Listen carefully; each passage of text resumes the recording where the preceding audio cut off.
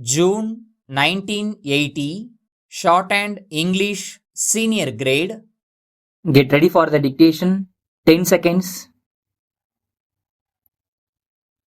5 seconds. Start. I am glad to welcome you to this conference. The main person responsible for calling this conference is my friend and colleague, Mr. Munshi. When he first suggested to me that there should be a meeting of vice chancellors and others to consider how we can improve agricultural education in the country, I readily agreed. There is perhaps no single issue which is of greater importance for the future well-being of our country. A hard fact which we must face is that the economic life of India is not properly balanced between agriculture and industry. Though there has been considerable advancement in industry in India in the last 50 years, we cannot by any means call India an industrial country. The basis of our life is still agricultural. The vast majority of our people depend on agriculture for their living. In fact, the pressure on the land has on the whole been increasing in spite of the growth of our industries. It is therefore all the more regrettable that we cannot produce enough food even to meet our own requirements. Roughly 80% of our people are in some way or the other connected with the land. Yet, we have to depend upon foreign countries to get enough food for our people. In sharp contrast, we find that the United States of America, where not even 1/5 of the people work on the land, not only produces all its food but exports vast quantities to other parts of the world.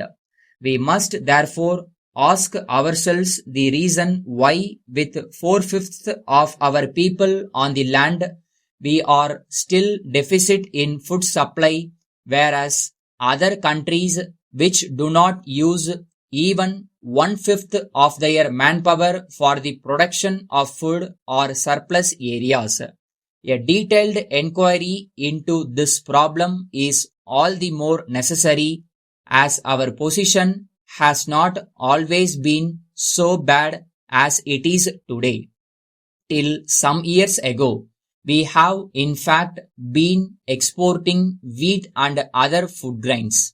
But since 1943, we seem to be suffering from a severe shortage. You all know about the serious efforts of the governments, both at the center and the states, to increase the production of food through the Grow More Food campaign. I think you will all agree that the results have not been commensurate with our efforts. 1951 has been a very difficult year. Obviously, we cannot always depend upon foreign countries to supply us with food. The present situation is very difficult, but when we remember the rate at which our population is growing, the future difficulties are sure to be still greater. Unless we can devise methods by which the production from our land will increase, all the hopes which we have for the future of our country will be subject to a vast question mark. It is in this context that we have met here today as educationists whose business is to train the people of the country. It is our duty to suggest methods by which we can overcome the threat of severe food shortage. We know that the average yield of our land is one of the poorest in the world. This is so in spite of the fact that the quality of our soil is one of the best. The only explanation is that our methods of agriculture are not fully effective. We must therefore think in terms of a change in our agricultural methods. This can be achieved only if our agricultural education is revised. I think you will all agree with this. Letter dated 7th October 1979 from the International Traders Private Limited, Bose Road, Calcutta to Messrs. Spencer and Company Limited, Anna Salai, Madras. Dear sirs, we thank you for your kind enquiry about our latest model duplicator. We are the only Indian representatives for the same. We have great pleasure in enclosing the details regarding the machine as also our quotation for your kind consideration. The price is for Madras and inclusive of excise duty, freight, insurance and sales tax. Our terms are 10% of the total price of the machine as advance at the time of placing the order and the balance at the time of delivery. We guarantee the availability of spare parts and accessory spares required would be supplied on a replacement basis. They would be released from our stock and in turn you will import them and return to us.